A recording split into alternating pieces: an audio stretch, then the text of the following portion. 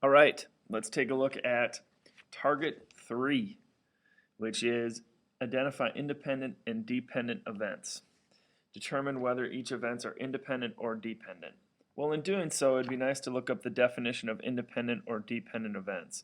So if you take a look at this, an independent event is such that the outcome of one event does not influence the outcome of the second event.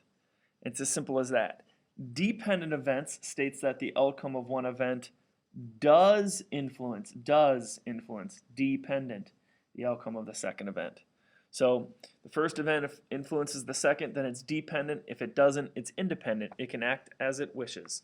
So if you read these little stories and we go through and take a look at are these independent or dependent, it should be pretty simple to figure that out because all we're looking for is does one thing affect another. Some key words are though with and without replacement.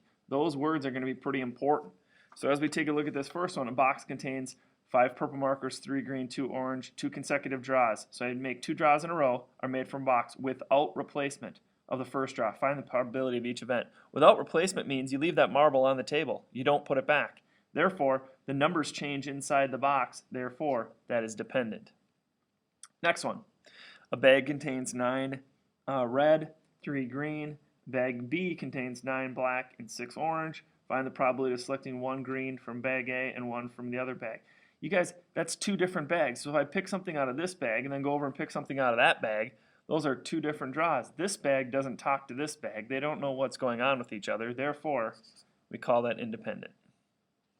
Next, over here, 2 seniors, 1 from each government class are selected randomly. So it's 2 separate classes. Wes is from a class of 18.